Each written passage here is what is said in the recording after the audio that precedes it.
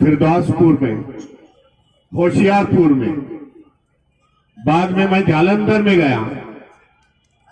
लाखों की संख्या से झांकी चली, लाखों से युवा नई पीढ़ी के लोग उस झांकी में थे।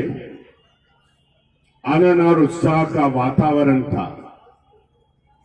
इससे साबित होता है 600 साल पहले संत रविदास जी ने जो बातें रखी थी, विचार रखे थे, जो अमृतवाणी उन्होंने दी हुई है समाज को, आज भी वो समाज उस वाणी पर चल रहा है। तो बड़ी आनंददायक गोष्ट है, मैं समझता हूं। यह परंपरा रही है इस देश में।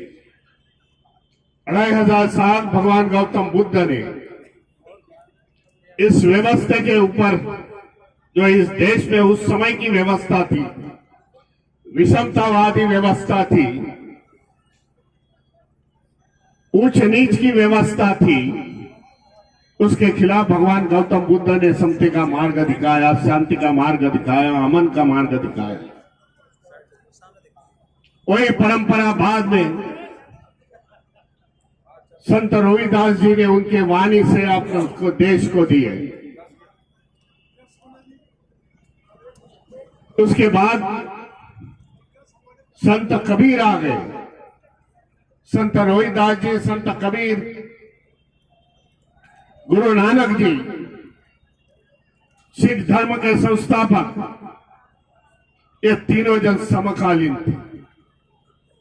बहुजनों के महानायकों ने इस व्यवस्था के बदलने की कोशिश की, लेकिन यहां का समाज बदला नहीं। आज भी व्यवस्था उसी तरह की है, उसमें ज्यादा बदलाव नहीं है। यहां की व्यवस्था बदलाव करना नहीं चाहती है। इसके लिए आज भी अपने महापुरुषों के विचारधारा हमें आगे लेके जाना पड़ेगा। जो विषमतावादी यहाँ के संगठन है, विषमतावादी यहाँ के लोग हैं, उनको बताना चाहता हूं, भाई अमन और शांति में देश की भलाई है। इतने सालों के बाद हम लोग बदले नहीं। जो समाज के नेतृत्व कर रहे हैं, मनुवादी समाज के नेतृत्व कर रहे हैं, मनुवादी संगठन जो चला रहे हैं, मैं समझता हूं इस झांकी के माध्यम से, संत रविदास की जयंती साजरी करने के माध्यम से जो विचारधारा देश में जानी चाहिए, और वो विचारधारे पर वो लोग भी चलने चाहिए, ऐसा संदेश देने का जरूरत है। जब मैं अमृतवाणी पढ़ता हूं और कंपेयर करता हूं सिख धर्म गुरु से के साथ, जिसमें अमृतवाणी ज्यादा से ज्यादा 30% की अमृतवाणी उसमें है, इससे साबित होता है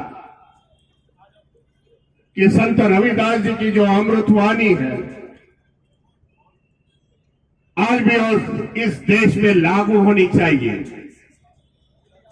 हम लोगों ने उसका प्रचार करना चाहिए भाई। ये बुक में रखने वाली बात नहीं है, तो समाज में ये अमृतवाणी लेके जाने की जरूरत है भाई, क्योंकि यह सच है। आज हम लोग ने सच के पीछे जाना चाहिए, सच को समाज के आगे आना चाहिए।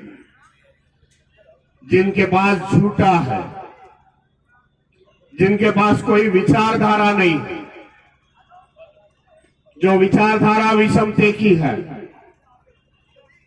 वो लोग समाज के आज आगे है। ये दुख की बात मैं समझता हूं। इसके लिए भगवान गौतम बुद्ध हुए, संत रविदास जी, संत कबीर, गुरु नानक जी, इन सभी के विचार समाज के कोने कोने पर जाके समाज के आखिरी टपके तक जाने की जरूरत है, मैं समझता हूं। ये विचारधाराओं की लड़ाई है। बाबा साहब ने एक समय बताया था, जब वो ऑक्सफोर्ड यूनिवर्सिटी में थे, स्टूडेंट थे, बाबा साहब को उस समय पूछा था कि महापुरुषों की निधन कब होती है। तब बाबा साहब ने बताया, महापुरुषों की निधन जब होती है, विचारधारा था महापुरुषों की कभी मरती नहीं, कहीं खत्म होती नहीं। लेकिन बाबा साहब ने बताया, विचारधारा लेके जाने वाले लोग जब देश में नहीं बचोगे तो महापुरुषों की विचारधारा खत्म होती है, महापुरुषों खत्म होते हैं। इसके लिए हम लोग ने विचारधारा, इनकी विचारधारा लेके चलने की कोशिश करने की जरूरत है, मैं सोचता हूं।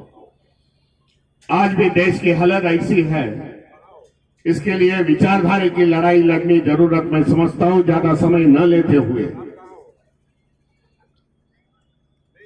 जो अभी आते समय कल मुझे बताया गया होशियारपुर में कि एक पुराना मंदिर था संत रविदास जी का, जो 500-600 साल का इस दिल्ली में, उसको नष्ट कर किया गया।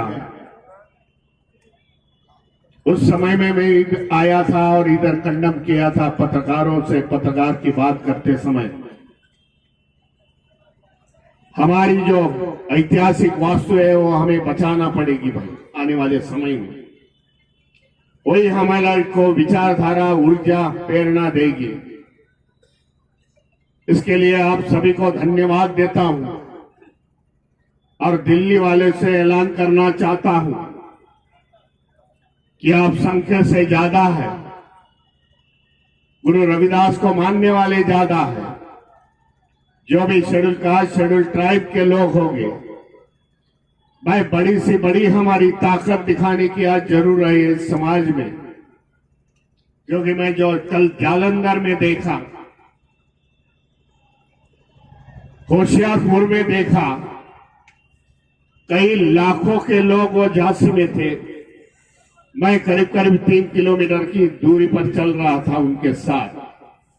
इसके लिए दिल्ली वासियों को बताना चाहता हूं भाई, आज समस्या है संख्या की, जिसकी संख्या भारी है उसको ही आज सल्यूट करते हैं, उसको मानते हैं। इसके लिए आने वाले समय में ज्यादा संख्या से झांकी, ज्यादा संख्या से लोग यहां इकट्ठा हुए और लोगों को बताए आज हम संत रविदास जी की विचारधारा लेके चल रहे हैं। मैं धन्यवाद देता हूं कमेटी को जिन्होंने मुझे आज बुलाया।